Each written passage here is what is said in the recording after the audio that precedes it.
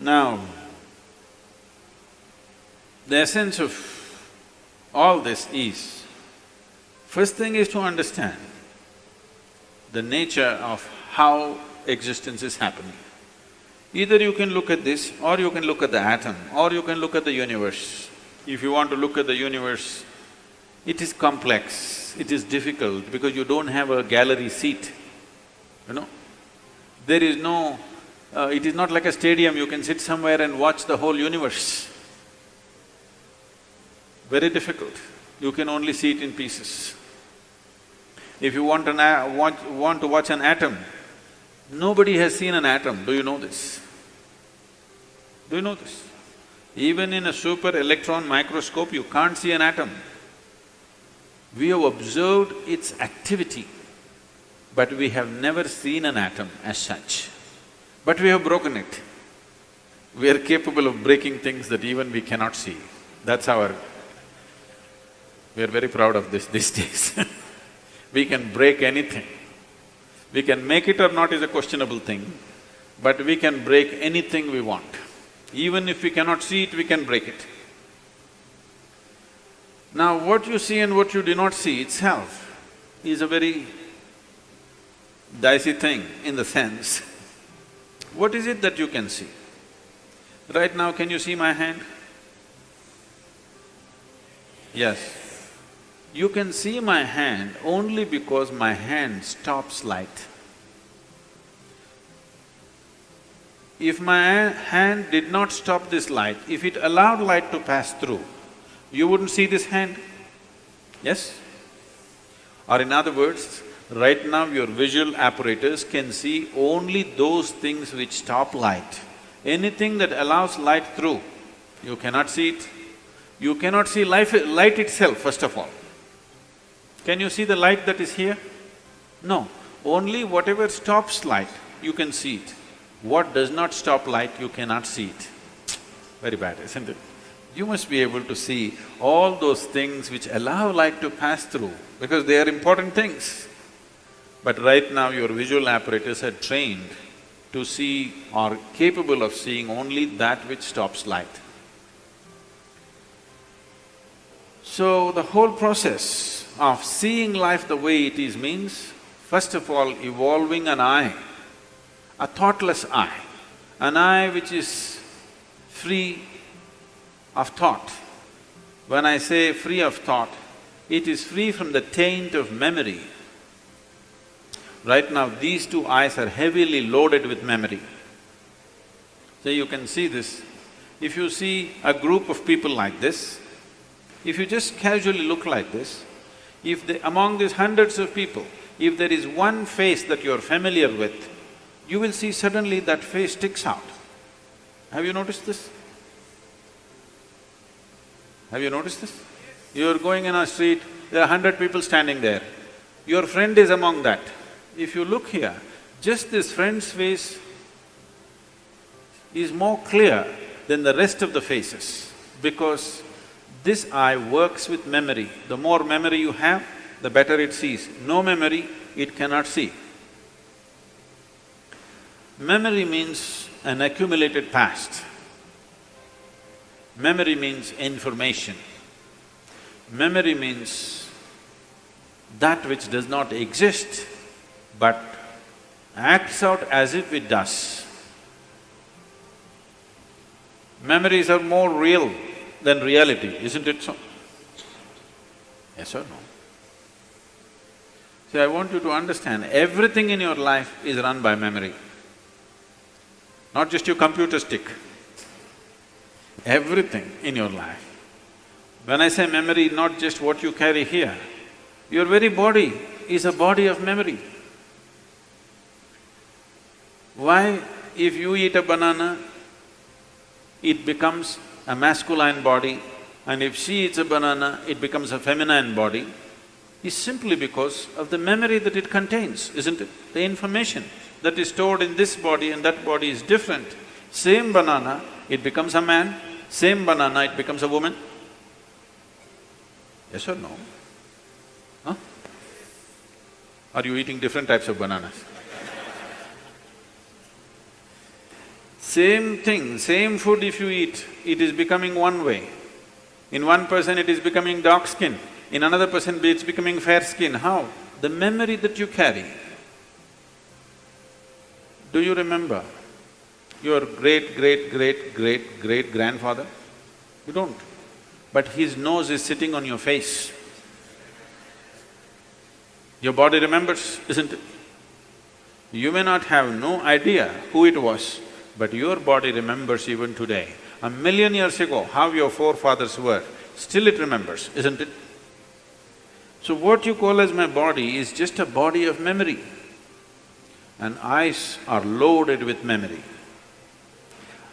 An eye which is loaded with memory, an eye which is corrupted with memory, cannot see anything the way it is. It will only see things as it is convenient because the software is working from inside. It will not allow you to see anything the way it is. This is what traditionally we are referring to as karma. It is there in your body, it is there in your energies, it is there in the way your chemical reactions happen, it is there in your brain, it is there in your mind, it is there in everything. In the very physical energy that you carry, there is memory, because you will see each person's energies behave differently from the other simply because of the type of memory it carries. If you want to get rid of this, it's a long process, and if you get rid of this, dismantling of the personality and the body will happen. So another way is to create a distance from it. Just hold it little away. When you want to play with it, you play with it. When you want to switch it off, you must be able to switch it off. So for this, an external view is needed. Right now, your ears are loaded with memory, your eyes are loaded with memory, your tongue is loaded with memory. So what being loaded with memory means is a cocoon of the past is holding you. It will not allow you to even move into the present. A cocoon of the past holds you, and you allow it to do this because it feels safe. It creates a cocoon. There is safety, but in safety, there is also imprisonment. You're really safe if we lock you up in a safe, isn't it? But the problem is you can't get out. That's the whole problem. Walls that you build as self-protection, they also become the walls of self-imprisonment. That is the nature of life. If you lock yourself from inside or outside, it's the same thing. As long as you do not open the door, whether somebody locked you from outside or you locked yourself from inside, there is no difference. Anyway, you're imprisoned, isn't it? At least somebody locked you from outside, you can at least complain and scream. You locked yourself from inside, you can only be depressed. You cannot even scream. At whom will you scream? So this process of what we are looking at is the memory imprints itself on all levels, right up to the elemental level. From the 5 elements which function here, from just after that, memory's work starts. So when we utter the word karma, it is not one simple formula, or it's not, people are saying theory of karma. We are not talking about any theory. We are referring to a certain reality. Karma means memory, action and memory. Past action exists only in the form of memory, isn't it so? Yes? Memory, not just what you carry here. Every cell in the body carries its own memory. Why one atom behaves differently from another atom, though the same ingredients is, it has a memory. A hydrogen atom has one kind of memory, oxygen atom has another kind of memory. Unless you mix them up, they will continue to behave like that.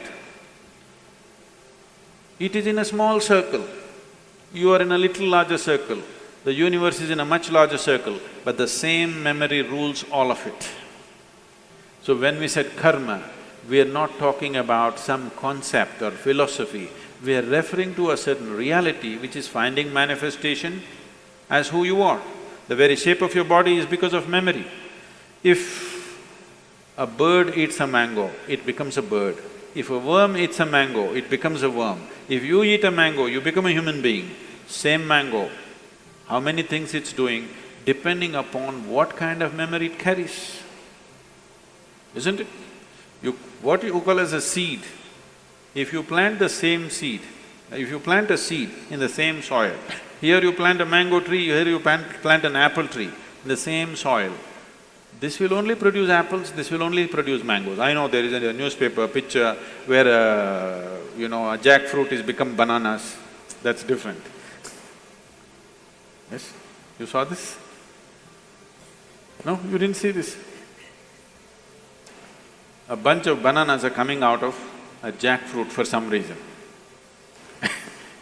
And that's a freak. And that's happened because of some mix-up. We don't know who did the mix-up. But essentially, if you… in the same soil, if you plant an apple seed and a mango seed, this will only produce apples, this will only produce mangoes, because seed is a certain amount of memory, isn't it? Whether it is a seed of a plant or your father's seed which enters your mother's womb, it is just memory and memory and memory, isn't it so?